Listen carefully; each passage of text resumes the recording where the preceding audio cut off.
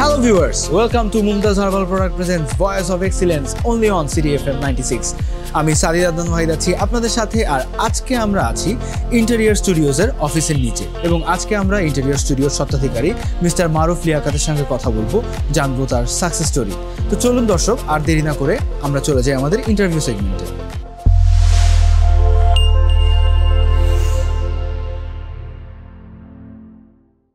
Hello viewers, বর্তমানে আমি আছি আমাদের আজকের এপিসোডের গেস্টের অফিসে। চলুন আর দেরি না করে কথা বলে নিই ওনার সঙ্গে। আসসালামু আলাইকুম মারুফ ভাই, কেমন আছেন? ওয়ালাইকুম আসসালাম, আলহামদুলিল্লাহ ভালো আছি। আপনি কেমন আছেন? আমিও অনেক ভালো আছি। আর আজকে আপনার এত সুন্দর একটি অফিসে আসতে পেরে খুবই বেশি ভালো লাগছে। ইটস মাই প্লেজার যে আপনারা আমার অফিসে এসেছেন। অনেক কথা হলো। ইন্টেরিয়র স্টুডিওজের আসলে শুরুটা কিভাবে হয়েছিল? টোটাল প্রথম 5 বছর আমি 3টা কোম্পানিতে কাজ করার সুযোগ পেয়েছি, বাংলাদেশের স্বনামধন্য 3টা কোম্পানি। তারপর 2014 সালের জুন মাস থেকে আমার প্রতিষ্ঠান ইন্টেরিয়র স্টুডিওর যাত্রা শুরু হয় এবং দেখতে দেখতে গত 10 বছরে আমরা বাংলাদেশের one of the best interior farm হিসেবে বিভিন্ন জায়গা থেকে রিকগনিশন পেয়েছি আমরা। আমাদের জার্নিটা অনেক মানে ওঠানামার মধ্য দিয়ে গিয়েছে, বাট সব কিছু মিলিয়ে সৃষ্টিকর্তার কাছে কৃতজ্ঞতা, উনি আমাদেরকে আজকের এই পজিশনে আসলে আমরা আসতে পেরেছি এবং আপনাদের সকলের সাহায্য সহযোগিতা এইখানটাতে আমাদের এই চলার পথটাকে অনেক সহজ করেছে। Why did you choose this particular field? মানে কেন ইন্টেরিয়র ডিজাইন নিয়ে ব্যবসা শুরু করলেন? আচ্ছা, ওকে।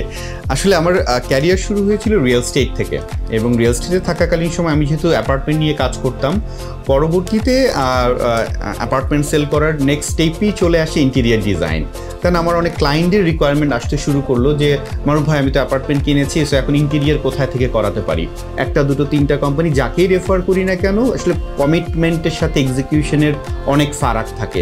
সো ডিউ টাইমে প্রজেক্ট হ্যান্ডওভার হয় না, 10 টাকা বলে কাজ নেয়, এটা 20 টাকাতে নিয়ে মানে একদম শেষ করে। সো ওই জায়গাগুলোতে আমি দেখেছি ক্লায়েন্টের কী পরিমাণ আসলে হ্যাসেল পোহাতে হয়। সো দেন আমার মনে হলো আমি যদি কমপ্লিট সেট আপ নিয়ে ইন্টেরিয়র ডিজাইন একটা প্রতিষ্ঠান দাঁড় করাতে পারি, সেক্ষেত্রে হয়তো এই মানুষগুলোকে বেটারভাবে সার্ভ করতে পারবো। সো ওইখানটাতে সলিউশন মেক করার জন্য আমি আমার কোম্পানি ইন্টেরিয়র স্টুডিও 2014 সাল থেকে যাত্রা শুরু করি এবং আলহামদুলিল্লাহ আমার শুরুর দিন থেকে মানে প্রধান মোটো ছিল আসলে ইন্টেরিয়র ডিজাইন করা না। আমার প্রধান মোটো ছিল আমি মানুষের লাইফে সলিউশন মেক করতে চাই, আমি মানুষের লাইফে ফ্যামিলি বন্ডিংটাকে স্ট্যাবলিশ করতে চাই। সো এই জিনিসগুলোকে মাথায় রেখে আমি আমার প্রতিষ্ঠান ইন্টেরিয়র স্টুডিও শুরু করি এবং আলহামদুলিল্লাহ গত 10 বছরে আমরা নিরলসভাবে কাজ করছি এবং আপনি আমাদের অফিসে সবাইকে দেখেছেন, এখানে আমরা যারা আছি সবাই ইয়াং, কিন্তু আলহামদুলিল্লাহ প্রত্যেকের এক্সপেরিয়েন্স 10, 12, 15 বছরের এক্সপেরিয়েন্স, তারা ইন্ডাস্ট্রিতে কাজ করছে এবং আমরা পিওরলি মানুষের লাইফে ভ্যালু অ্যাডিশনের জন্য কাজ করে আসছি। ভাইয়া বাহ, খুবই সুন্দর একটি মোটো। তো এইবার আমি একটা কোয়েশ্চেন করতে চাই, এটা আসলে আমার না, একটি কথা প্রচলিত আছে যে ইন্টেরিয়র ডিজাইনারের কাছে গেলেই তারা নাকি গলা কাটে। এখন এই ব্যাপারটা সত্যতা কতখানি? কথা ঠিক। আসলে ইন্টেরিয়র ডিজাইন প্রচলিতভাবে আসলে লাক্সারি সেগমেন্টেরই একটা সার্ভিস হিসেবে মানুষ চিন্তা করে, বাট এই চিন্তাটাকেই আসলে চেঞ্জ করার জন্য গত 10 বছর ধরে ইন্টেরিয়র স্টুডিও কাজ করছি। আমরা যেটা মনে করি লেস ইজ মোর কনসেপ্টে আমাদের আর্কিটেকচার ডিজাইনগুলো তৈরি করে। মানে একটা বাসার যা কিছু আছে খুব বেশি হিবিজিবি আসলে ডিজাইন তৈরি করা, সিলিং দেওয়া, লাল নীল বাতি দিয়ে দেওয়াকে আসলে ডিজাইন বলে না। ডিজাইন হচ্ছে সেটা যেইটা আপনার লাইফকে সহজ করে, আপনার ঘরটাকে গুছিয়ে রাখার জন্য যতটুকু ফাংশনাল করে কাজ করা যায় ওটাই মূলত ইন্টেরিয়র ডিজাইন। এবং যেহেতু আমরা ওই পার্সপেক্টিভটাকে মাথায় রেখে কাজ করি, আসলে গলা কাটার সুযোগটা খুব কম। এবং আমাদের কাজের প্রসেস যেটা, লেটস সে আপনি আসলেন আমার বাসা 1000 স্কোয়ার ফিট, আমি কিভাবে কাজ করব, আমি তখন আপনার সাথে কথা বলি, আপনার ফ্যামিলি মেম্বারদের সাথে বসি এবং আপনি কিভাবে লাইফ লিড করেন এই জিনিসগুলোকে অ্যানালাইসিস করি। দেন আমাদের ইঞ্জিনিয়াররা আপনার বাসাটা ভিজিট করবে এবং আপনার বাজেটটা আপনি আমাদের সাথে শেয়ার করবেন। আমরা যেটা করি আপনার বাজেটটাকে মাথায় রেখে এই বাজেটে কি করা সম্ভব আপনার বাসায়, এটা নিয়ে আসলে ওয়ার্কআউট করি এবং ওই বাজেটের মধ্যে বেটার সলিউশন মেক করার চেষ্টা করি। সো এই ক্যালকুলেশনগুলো ম্যাটার। সো ইন্টেরিয়র মানেই গলা কাটা না। প্রপার ইন্টেরিয়র ফার্মের কাছে গেলে সে আপনার সম্পদের সঠিক ব্যবহারটা নিশ্চিত করবে। সো আমি বলবো 1000 থেকে 2000 স্কোয়ার ফিটের বাসা ইন্টেরিয়র করা লাক্সারি না, এটা নেসেসিটি এবং এইটা আপনার লাইফের প্রোডাক্টিভিটি বাড়াবে এবং এইটা আপনার লাইফে হ্যাপিনেস এনহ্যান্স করবে। মারুফ ভাই, আপনি প্রায় এক যুগেরও বেশি সময় ধরে বাংলাদেশের রিয়েল এস্টেট এবং ইন্টেরিয়র ডিজাইন সেক্টর নিয়ে কাজ করছেন। সো আপনার কাছে জানতে চাইবো, বর্তমানে আমাদের ইন্টেরিয়র ডিজাইন শিল্পের আসলে মার্কেটটা কীরকম? ইন্টেরিয়র ডিজাইন ইন্ডাস্ট্রিটা গত 10 বছরে ম্যাসিভ ডেভেলপ করেছে। ইভেন এই ইন্ডাস্ট্রিটা আরও অনেক বড় হওয়ার সুযোগ আছে, এবং আমি বলবো এখন এই মুহূর্তে প্রায় 50,000 কোটি টাকার মার্কেট ইন্টেরিয়র ইন্ডাস্ট্রিতে, এবং উইদিন 5 ইয়ার্স এটা অলমোস্ট ডাবল হয়ে যাবে। সো যারা নতুনভাবে শুরু করছে তাদেরকে আমি একটা কথা বলতে চাই, অনেস্টি, ডেডিকেশন এবং মানুষের লাইফে যদি ভ্যালু অ্যাড করার সৎ ইচ্ছাটা থাকে, আপনারা এই ইন্ডাস্ট্রিতে আসেন। বিকজ আমি বলবো এই ইন্ডাস্ট্রিটা এখনও উদীয়মান একটা ইন্ডাস্ট্রি বাংলাদেশের জন্য, এবং যথেষ্ট পরিশ্রম করতে হবে। অনেস্টি নিয়ে কাজ করলে আসলেই সম্ভব এই ইন্ডাস্ট্রিতে ভালো কিছু করা। তো এই পজিশনে আসতে আপনার কি কি চ্যালেঞ্জ মোকাবেলা করতে হয়েছিল? মানে জার্নিটা কি খুবই স্মুথ ছিল, নাকি অনেক চড়াই উতরাই পেরিয়ে আজকে এই অবস্থানে এসে বসছেন? I started with zero investment.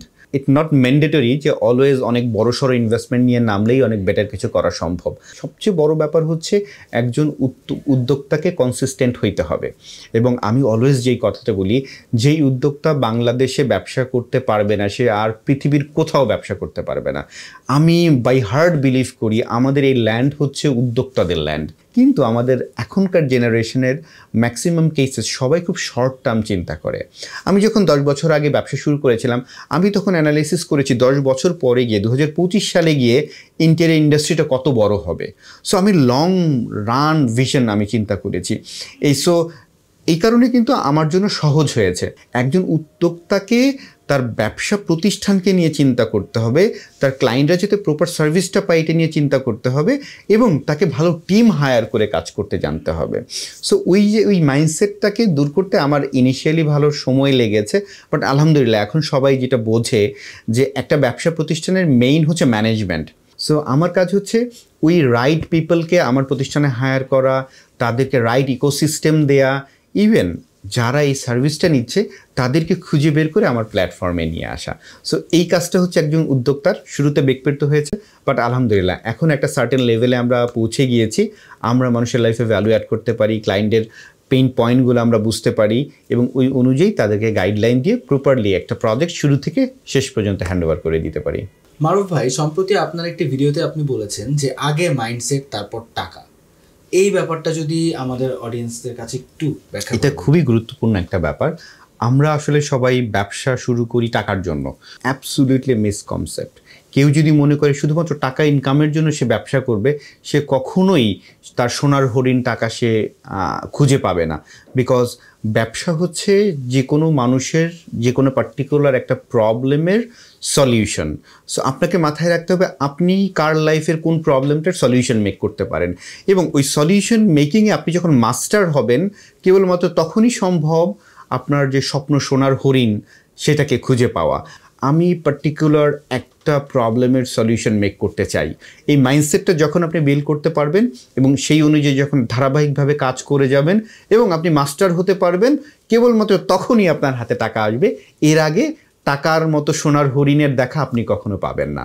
মারুফ ভাই, আপনি খুব দক্ষ হাতে ইন্টেরিয়র স্টুডিও, আপনার যে ব্যবসায়িক প্রতিষ্ঠান, এটি পরিচালনা করছেন। তো এর পাশাপাশি আপনি আপনার ব্যক্তিগত জীবনে আপনার কি কি হবিজ আছে? হবিজ খুব চমৎকার একটা প্রশ্ন। আমার গত 10 বছরের সবচেয়ে বড় হবিজ হচ্ছে আমি আসলে মানুষের লাইফে ভ্যালু অ্যাড করতে চাই।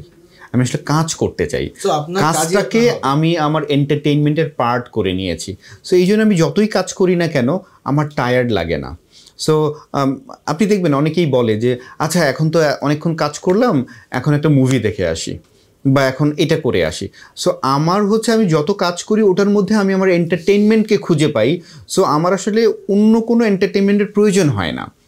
আপনি যদি লাইফে ভালো কিছু করতে চান, লাইফে যদি বড় কিছু করতে চান, বড় কোনো স্বপ্ন দেখেন, তাহলে ওই পার্টিকুলার কাজটা যদি আপনার হবি তৈরি করতে না পারেন, হবি হিসেবে প্রস্তুত না করতে পারেন, ওই পার্টিকুলার কাজটা যদি আপনার এন্টারটেইনমেন্ট না হয়, তাহলে একটা সার্টেন টাইম পর আপনি টায়ার্ড হয়ে যাবেন। সো আমি আমার কাজটাকে, আমার ইন্টেরিয়ারের এই সার্ভিসটাকে আমি আমার হবি হিসেবে তৈরি করে ফেলেছি। আমার যেহেতু এন্টারটেনমেন্টের জায়গা হচ্ছে আমার কাজ, সো আমি আমার কাজকে, সারাউন্ডিংসকে এইভাবে করে তৈরি করি যাতে করে আমার কাজ কখনো বোরিং না লাগে। সো এই বোরিং না লাগাটা যখন আপনি নিয়ে আসতে পারবেন, বা আমি যখন নিয়ে আসতে পেরেছি, তখন আমার জন্য অনেক সহজ হয়েছে একটানা 12 ঘন্টা, 14 ঘন্টা, 15 ঘন্টা, 20 ঘন্টা কাজ করার। বিকজ আমি তো কাজের মধ্যে আমার এন্টারটেনমেন্ট খুঁজে পাচ্ছি। আচ্ছা, এইবার এই কোয়েশ্চেন থেকেই আমার মাথায় আরেকটি ব্যাপার নিয়ে বেশ কৌতূহল জাগলো। সেটা হচ্ছে, আপনাকে যদি কাজের জন্য একদিনে কখনো 12 ঘন্টা, 15 ঘন্টা, কখনো বা 20 ঘন্টা সময় দিতে হয়, তাহলে আসলে ব্যক্তিগত জীবনে যে কিছু ব্যক্তিগত কাজ থাকে সেগুলোর জন্য সময়টা কিভাবে বের করেন? মানে আপনি ওয়ার্ক লাইফ ব্যালেন্সটা আসলে কিভাবে করেন?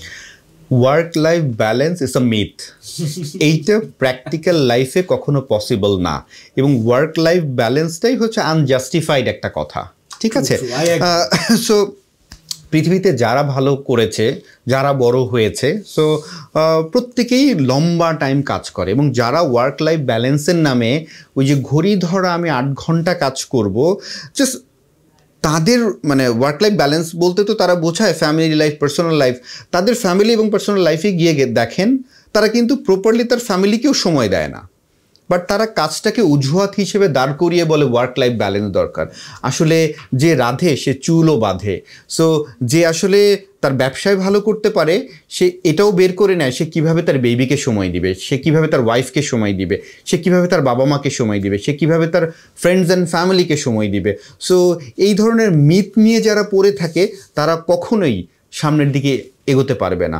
সো এই মিথের মধ্যে আমাদের থাকা যাবে না। আমি ইয়াং জেনারেশনকে বলি, যারা ব্যবসা করছেন বা সামনের দিকে আগাচ্ছেন, এই ধরনের মিথ নিয়ে পড়ে থাকা যাবে না, এসব ধরনের রূপকথা নিয়ে পড়ে থাকা যাবে না। সো ক্যারিয়ারের প্রথম 5 বছর হচ্ছে চোখ বন্ধ করে কাজ করার টাইম। এইভাবে করে যদি ইয়াং জেনারেশন চিন্তা করে, হার্ড ওয়ার্ক, স্মার্ট ওয়ার্ক এবং এনলাইটিং থিঙ্কিং, এই 3টা প্রসেসে যদি মানুষ তার ক্যারিয়ারটাকে সাজাতে পারে, আমার বিশ্বাস খুব অল্প টাইমেই সে অন্যদের থেকে ছাপিয়ে অনেক উপরে উঠে যাবে, এবং সে সোসাইটি, সমাজ, দেশ এবং সবার জন্য একটা অ্যাসেট হিসেবে তৈরি হবে। খুবই চমৎকার একটি অ্যান্সার, এবং আপনাকে আবারও থ্যাঙ্কস এত সুন্দর করে ব্যাপারটা আমাদের ভিউয়ার্সদের কাছে এক্সপ্লেন করার জন্য। মারুফ ভাই, আপনি তো আপনার নিজস্ব ব্যবসা প্রতিষ্ঠান পরিচালনার পাশাপাশি বিভিন্ন সংগঠন এবং বিভিন্ন সাংগঠনিক কাজের সঙ্গে যুক্ত আছেন। পাশাপাশি আপনি একজন মোটিভেশনাল স্পিকারও। তো এই বিষয়গুলো নিয়ে একটু আপনার কাছে সংক্ষেপে জানব। একটা মানুষ হিসেবে আমাদের কিছু সামাজিক দায়িত্ববোধ থাকে। সো ওই সামাজিক দায়িত্ববোধের পার্টটাও খুব বেশি ইম্পর্টেন্ট। শুধুমাত্র নিজের ব্যবসা, নিজের ইনকাম এগুলো নিয়ে পড়ে থাকলে হবে না। আমাদের উচিত প্রত্যেকটা মানুষকে তার কাজের পাশাপাশি সোসাইটির জন্য কিছু চিন্তা করা। ওই সোসাইটির চিন্তা করার ধারাবাহিকতা থেকেই এন্টারপ্রেনার ক্লাব অফ বাংলাদেশের জার্নির শুরু থেকে আমি আছি। জেসিআইতে লম্বা একটা সময় আমি আসলে দেওয়ার চেষ্টা করেছি। ইভেন আমাদের ইন্টেরিয়ার ডিজাইন অ্যাসোসিয়েশনের প্রেসিডেন্ট হিসেবে আমি দায়িত্ব পালন করেছি। এই প্রত্যেকটা জায়গায় আমি চেয়েছি এই মানুষগুলোকে সঠিক সঠিক পথের দিক নির্দেশনা দেওয়ার জন্য। আমি হয়তো এই গাইডলাইন দেওয়ার পথে কিছু কিছু ভুলও করেছি, ভুল থেকে আমি নিজে শিখেছি, তাদেরকে আবার শুধরানোর চেষ্টা করেছি।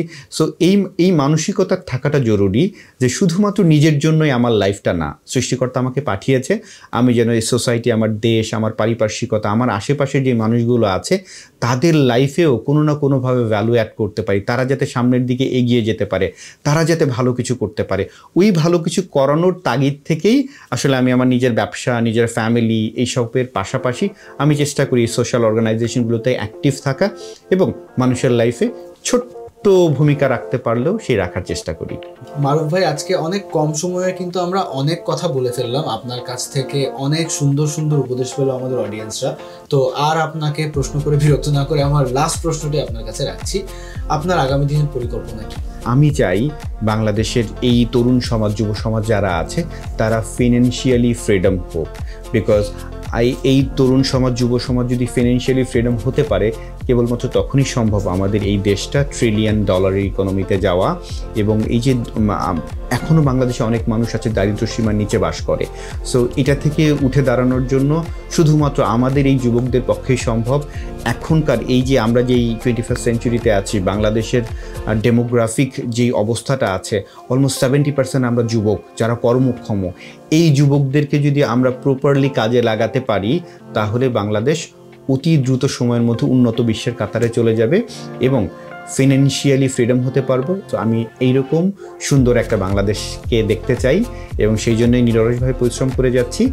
এবং আমি চাই আজকে যারা ভিডিওটা দেখছে প্রত্যেকটা যুবক এই জিনিসগুলো একটু মনে প্রাণে ধারণ করুক এবং তারা যাতে নিজেদের লাইফে ভ্যালু অ্যাড করতে পারে, আশেপাশের মানুষের লাইফে ভ্যালু অ্যাড করতে পারে এবং পুরো দেশটাকে সোনার বাংলাদেশ হিসেবে তৈরি করতে পারে। এটাই আমার চাওয়া। আমিও মনে প্রাণে চাইছি যেন আপনার প্রত্যাশা যতটা দ্রুত সম্ভব সফল হোক। আল্লাহ তাআলা আপনাকে এবং আমাদেরকে সেই তৌফিকটি দান করুন ইনশাআল্লাহ। অবশ্যই একদিন আমরা আমাদের কাঙ্ক্ষিত সোনার বাংলা খুঁজে পাবো। মারুফ ভাই, আমরা আমাদের অনুষ্ঠানের একদম শেষ প্রান্তে চলে এসেছি, কিন্তু যাবার আগে আমাদের sponsor which is Mumtaz herbal product, স্পন্সরের পক্ষ থেকে আপনার জন্য একটি ছোট্ট গিফট হ্যাম্পার। অসংখ্য ধন্যবাদ আপনাকে।